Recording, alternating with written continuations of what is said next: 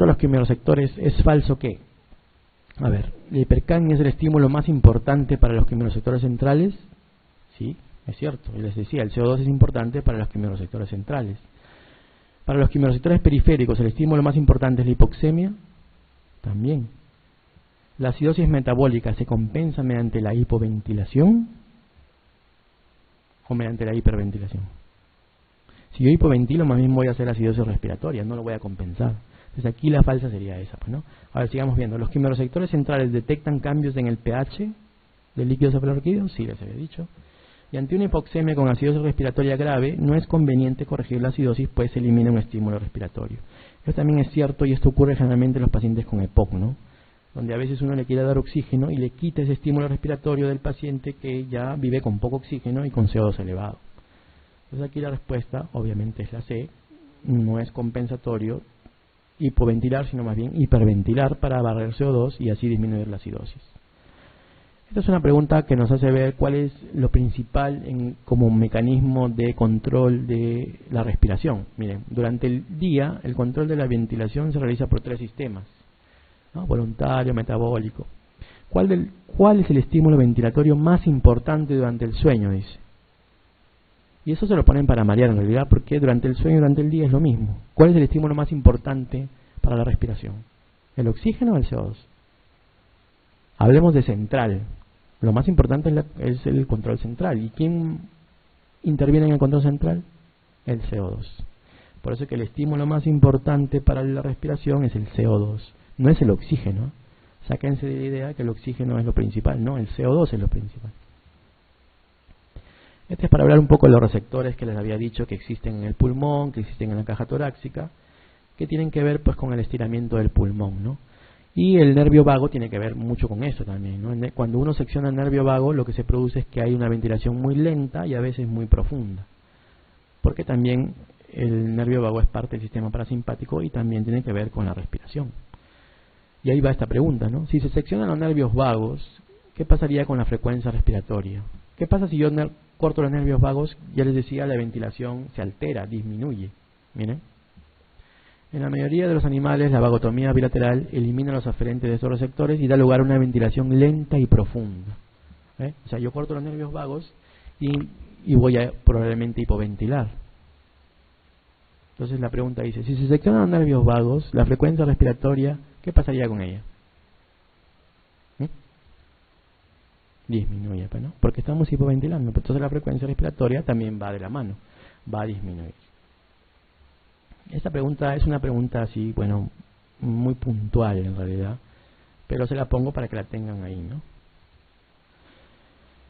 Hablemos un poco de lo que es ya la estructura del pulmón. Vamos a hablar de la unidad respiratoria, en este caso vamos a hablar de los bronquiolos, del conducto alveolar, del saco alveolar y los alveolos, ¿no? Entonces aquí, por ejemplo, vemos, empezamos con un bronquiolo terminal, empezamos con un respiratorio, luego tenemos un conducto alveolar, luego sacos alveolares y luego al final ya los alveolos.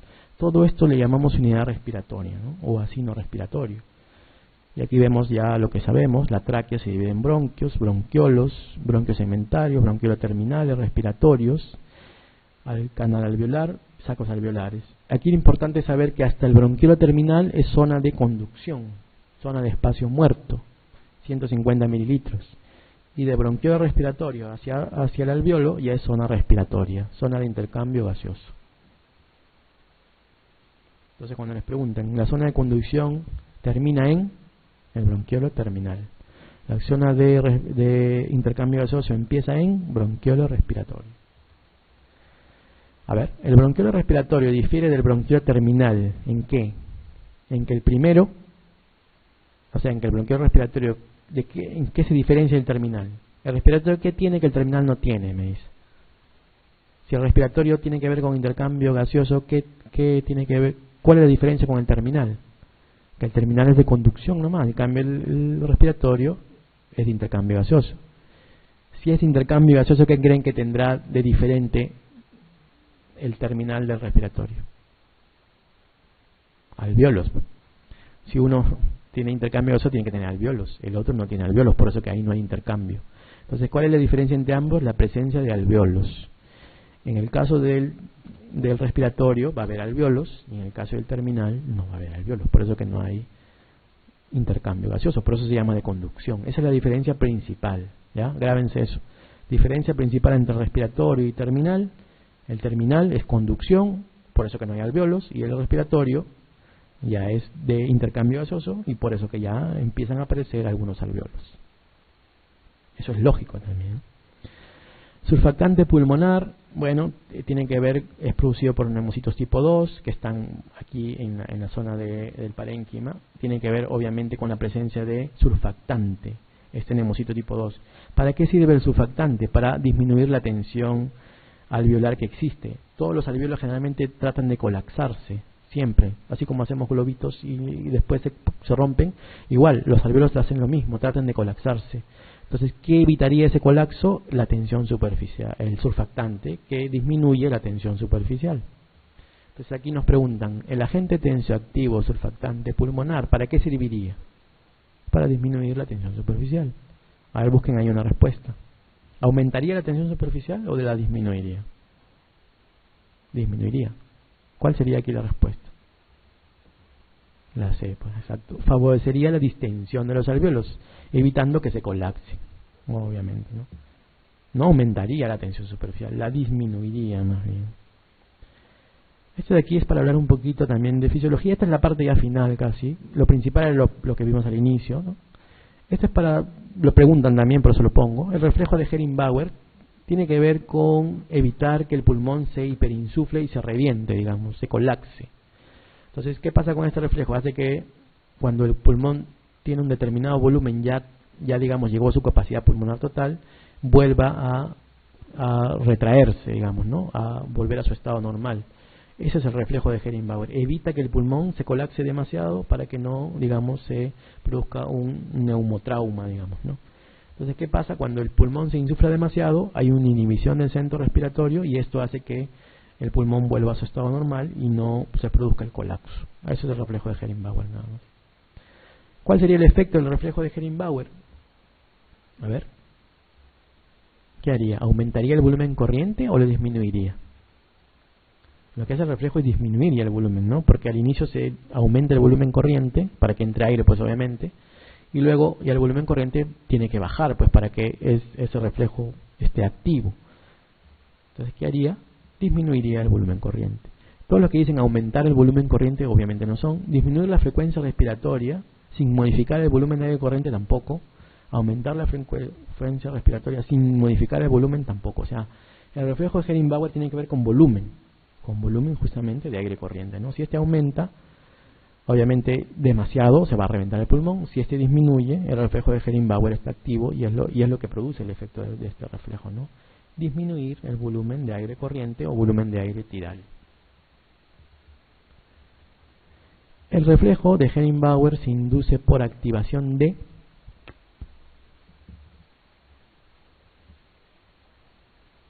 ¿qué creen que hace que el pulmón no se distienda más? Algún receptor debe haber, ¿no? Para que ya no se distienda más. ¿Un receptor de qué? De estiramiento, seguramente, que hace que ya no se distienda más. ¿Cómo se llama eso? ¿Un quimioreceptor o mecanoreceptor? ¿Ah? Quimio tiene que ver con químico, ¿no? Con CO2, oxígeno. Y mecano tiene que ver con estiramiento, con músculo. Mecano tiene que ser, pues. ¿Estará en la faringe o estará en el pulmón? En el pulmón. Obviamente, tienen que ir así, haciéndolo lógico, ¿no? Todo esto es lógico. No hay nada acá del otro mundo. A ver, 37. ¿Cuál de los siguientes datos define una hipoventilación alveolar? Les había dicho al inicio. Lo define la hipoxemia y la hipercapnia y además una gradiente alveolar arterial normal. Pero ¿cuál definiría exactamente una hipoventilación? De los que nos han puesto acá, ¿no? ¿Cuál? ¿La B o la E? ¿Cuál creen?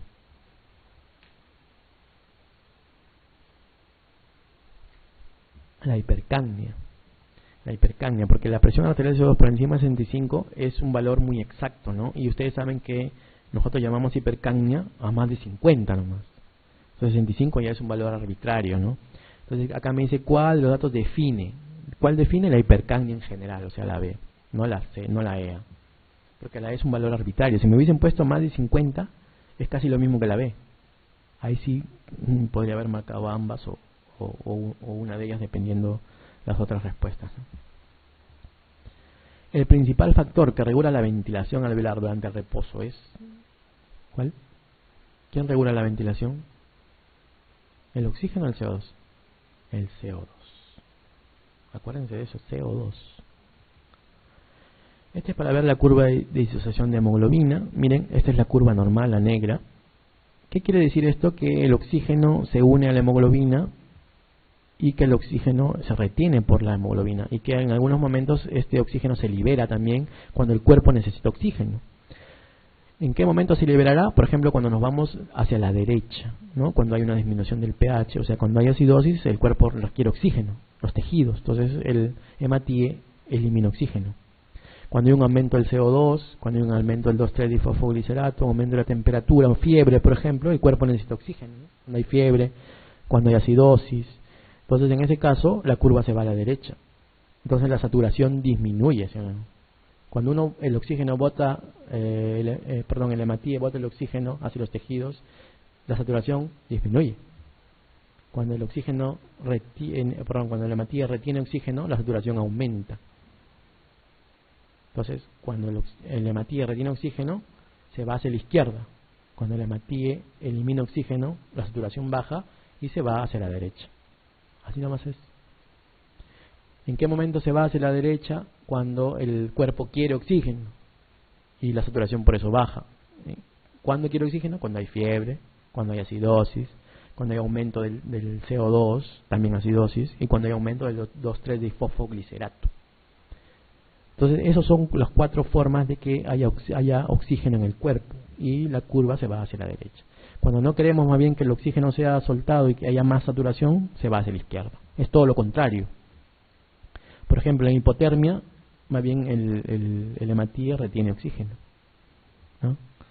En la alcalosis también, es todo lo contrario, ¿no? Retiene oxígeno. O sea, está más saturado. Y acá vemos en los valores, ¿no? En los valores de las curvas. Este es lo mismo para decir desplazamiento a la derecha cuando hay acidosis, cuando hay aumento de hidrogeniones, aumento de CO2, aumento de 2,3-difosfoglicerato o aumento de la temperatura, o sea, fiebre, se va hacia la derecha. ¿Por qué? Porque el cuerpo requiere oxígeno. Se va hacia la izquierda, todo lo contrario, aumento del pH, alcalosis, ¿no? Descenso de presión arterial del CO2, descenso de 2,3-difosfoglicerato, la temperatura, etc. Es todo lo contrario. La curva de disociación de oxihemoglobina se desviará a la derecha ¿cuándo? ¿Se acuerdan? A la derecha. ¿Cuándo qué? Cuando disminuye la temperatura o aumenta la temperatura. Cuando aumenta, acá está disminuye. Cuando aumenta el pH o cuando disminuye el pH. ¿Ah? Cuando aumenta el 2,3-difosfoglicerato.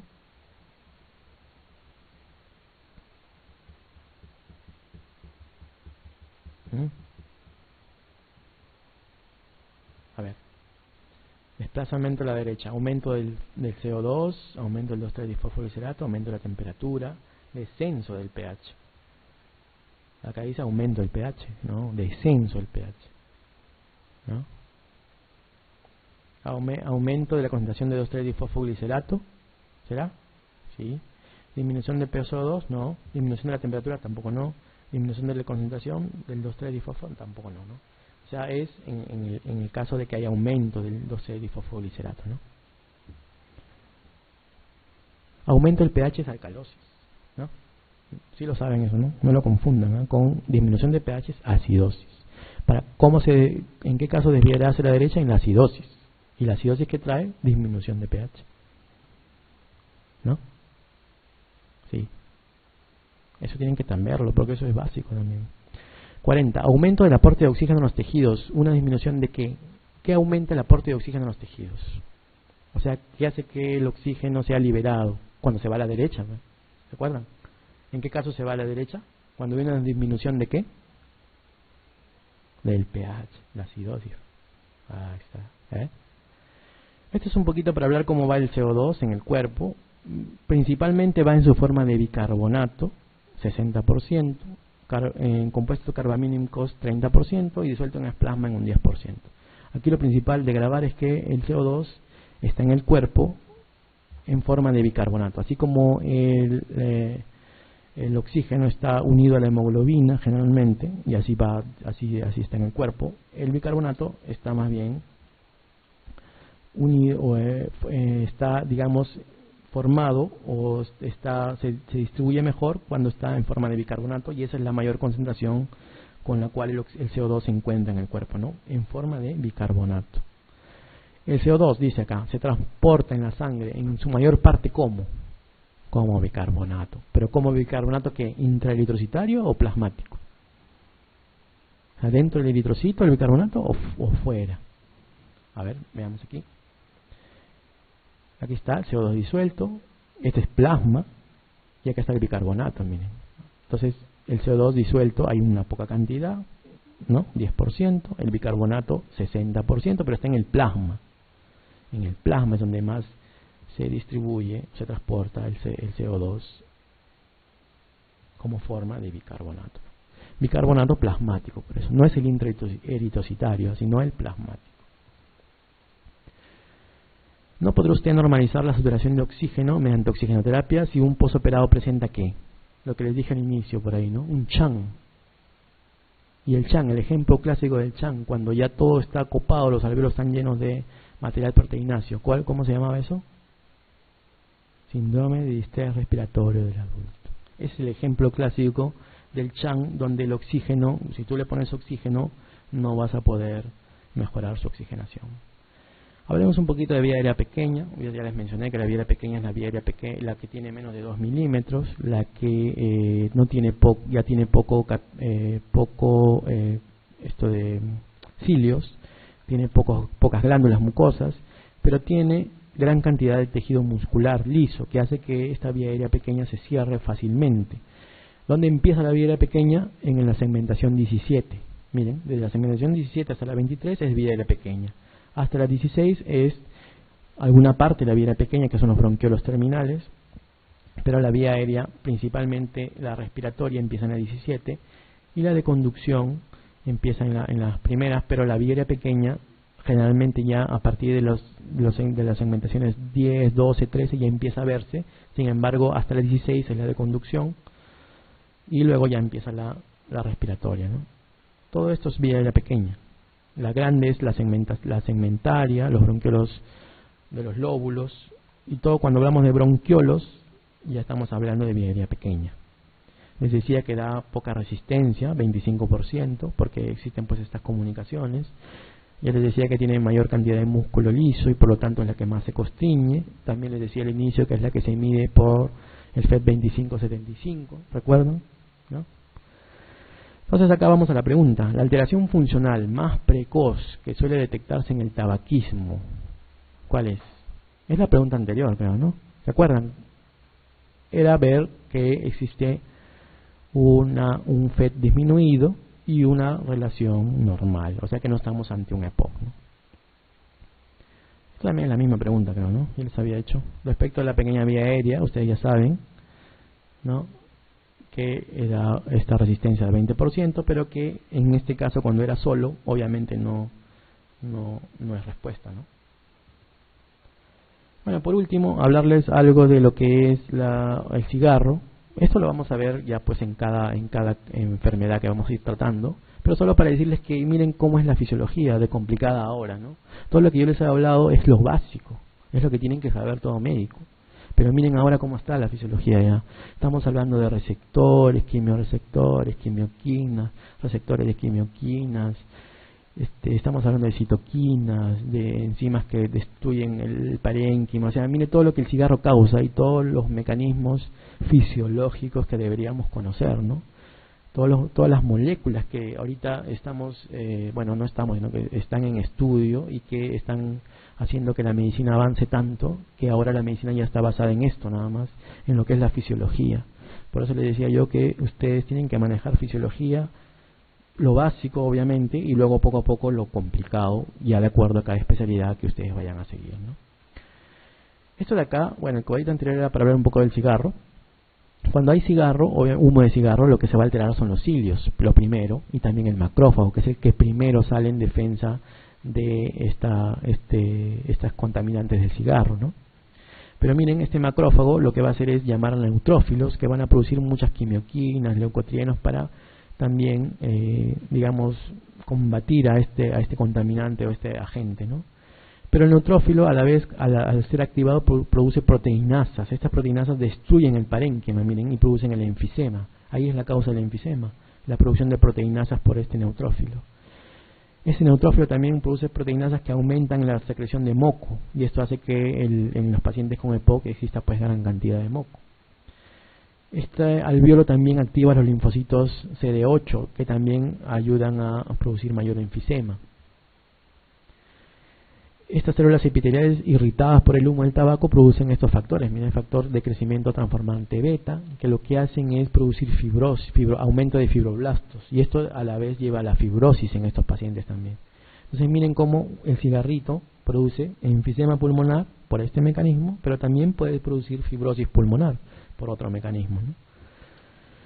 Entonces, toda la serie de sustancias que están ahorita en estudio, como por ejemplo estos antiinflamatorios, los fosfodiesterasas por ejemplo, tienen que ver con disminuir justamente esta alteración a nivel del epitelio de la mucosa. Estos agentes antagonistas de leucotrienos que también tienen que ver con alterar justamente este leucotrieno B4. Estos inhibidores de quimioquinas que tienen que ver con alterar justamente la producción de proteínas. Entonces todos son target o sitios donde estas moléculas tratan de bloquear para que no se produzca ni el enfisema, ni la hipersecreción de moco, ni la fibrosis, ¿no? Eso es la fisiología ya actual, ¿no? Bueno, esas cosas no les van a preguntar a ustedes, ¿no? Porque ustedes necesitan saber cosas básicas, y en el examen preguntan eso, ¿no? Respecto a la acción del tabaco sobre las vías respiratorias, señale cuál es la respuesta falsa, ¿verdad? ¿Inhibe la acción de los macrófagos o altera más bien la acción de los macrófagos? ¿Cuál es la respuesta falsa? ¿Aumenta la resistencia a la vía aérea? ¿El tabaco? Sí, aumenta la resistencia a la vía aérea. Habíamos visto que produce secreción de moco, produce fibrosis, produce hipertrofia de las glándulas bronquiales también. ¿Por qué? Porque obviamente produce aumento de moco. Estimula la construcción del músculo liso, también hace que se produzca pues estos broncoespasmos en esos pacientes con EPOC. Disminuye la densidad de los cilios, es cierto, pero aumenta su movilidad, los vuelve más móviles, o más bien los enlentece más bien. Y inhibe la acción de los macrófagos. Claro, el cigarro lo que hace es, claro, los activa al inicio, pero poco a poco los va inhibiendo, porque dejan de actuar ya el macrófago, los va alterando, ¿no? Y los va inhibiendo. Entonces la E, obviamente, así sin saber también la saben, porque hay un pero acá, miren. También cuando hay solo o pero, esa también es una de las respuestas. Miren, disminuye la densidad de los cilios, hasta ahí es cierto. El ponerle pero aumenta su movilidad, es como decir lo contrario. Eso generalmente es una de las respuestas. Cuando hay estas palabras pero, siempre, solo, generalmente es una de las respuestas, ¿no? Y acá obviamente que no va a aumentar la movilidad. Más bien el tabaco lo que produce es disminución de la movilidad, y por eso que hay más noxa en el epitelio de la mucosa respiratoria. Bueno, gracias por su atención. Esto es lo básico, lo principal. Espero que lo repasen.